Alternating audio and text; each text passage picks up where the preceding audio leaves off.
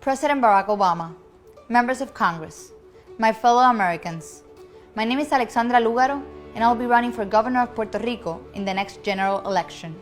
Today, I'm not speaking to you only on my behalf, but on behalf of the 3.6 million of Puerto Ricans that live in Puerto Rico and the more than 5 million that live on the U.S. mainland.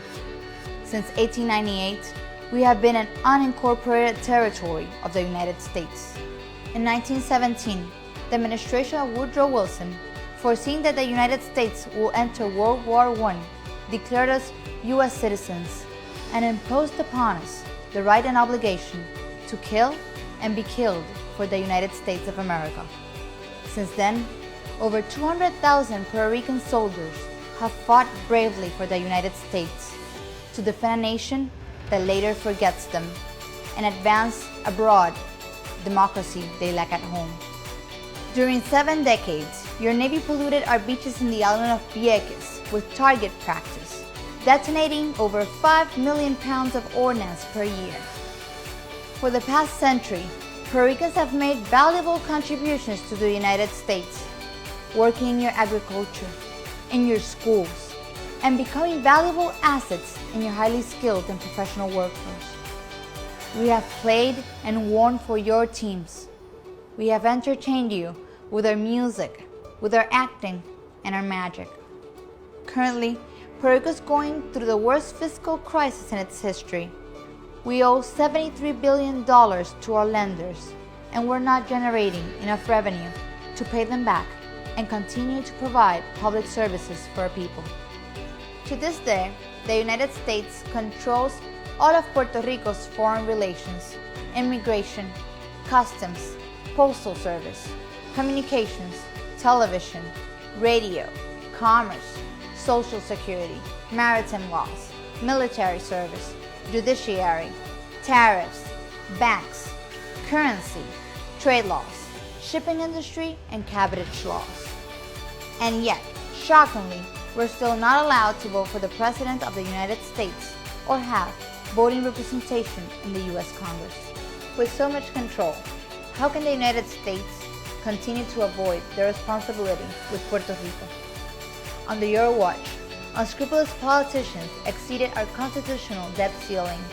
We will be prosperous if we embrace free trade. Prosperity from free and fair trade. U.S. bankers and hedge fund managers preyed on our vulnerable island, snatching most of our debt at steep discounts. Now, they're all pushing for austerity measures, and it's the hard-working Puerto Rican citizens that ones that are being asked to sacrifice and pay, while the extremely wealthy investors are buying all our beachfront properties and making of Puerto Rico a tax haven of the highest order.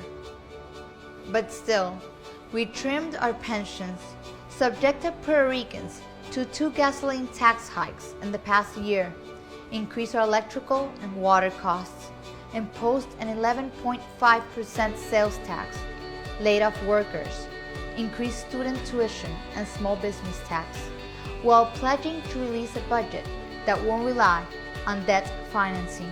All that just to meet interest payments, not even capital payments on the $73 billion of public debt. The people of Puerto Rico will pay for all debt lawfully acquired, but big spending cuts and taxes alone won't be enough. We need to increase our economic growth. We need to develop our economy, the one that has been strangled by the Merchant Marine Act of 1920, also known as the Jones Act, an outdated law that forces all shipping to and from U.S. ports to be conducted with U.S. vessels and crews. Because of it, Puerto Rico suffers disproportionate import costs in comparison to neighboring islands, making all imported goods more expensive and diminishing our ability to compete in global markets. Economists have projected that from 1920 through the present, the Jones Act has cost Puerto Rico $75.8 billion, an amount higher than its public debt. For decades, U.S. politicians have been coming to Puerto Rico to raise funds, promising statehood to our people. The voices of 3.5 million American citizens in Puerto Rico constitutes a formidable force. If you favor statehood as I do, it's important that you vote. Let Congress know now. We are with you and we will support you. Don't send the wrong message. My friends, as you consider whether or not you wish to continue being part of the United States, I want you to know one thing. The United States will welcome you with open arms. We have always been a land of varied cultural backgrounds and origins, and we believe firmly that our strength is our diversity. There's much Puerto Rico can contribute to our nation, which is why I personally favor statehood. We hope you will join us. Thank you, and God bless you. In my first State of the Union speech as president, I supported statehood for Puerto Rico. I am certain that Puerto Rico will be welcome as a state. Now, this is a matter for Puerto Ricans to decide, and I urge everyone to vote in the November 14th plebiscite. Puerto Ricans have made many contributions to our nation, many with their lives. And with that in mind, it is my sincere hope that the Puerto Rican people will vote for statehood. Estadidad ahora. And when the people of Puerto Rico make a clear decision, my administration will stand by you. Condemning us to a political system in which citizens vote for the political parties that represent the status they favor for the island and not for qualified candidates to manage it. If you didn't make us a state when we had a healthy economy, I won't expect you to do it now.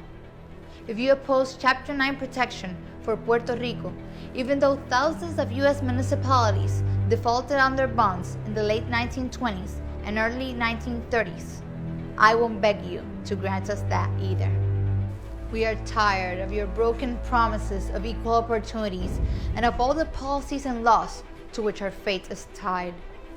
Policies and laws that demean us, that strangle us, and that consistently favor the wealthy and powerful over our average citizens.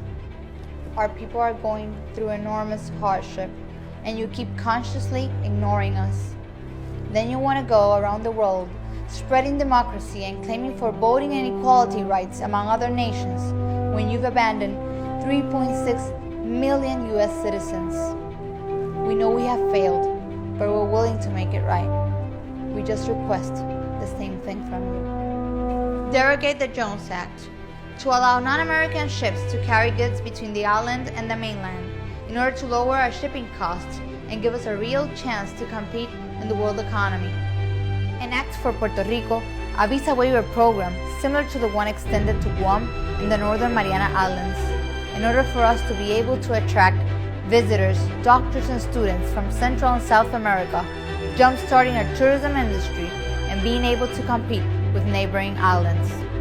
Take an active role in solving our financial crisis, working with our government to define a strategy to help us meet our responsibility with bondholders and develop a healthy and sustainable economy. Puerto Rico is an amazing set of islands with beautiful beaches and forests, delicious food, great art and music, but the best thing it has to offer is our people. We have enormous potential and we're willing to work hard to rebuild it for us and for future generations. President Barack Obama, members of Congress, we're not asking for your money or for your pity. We're just asking for you to assume your responsibility and help us get back on our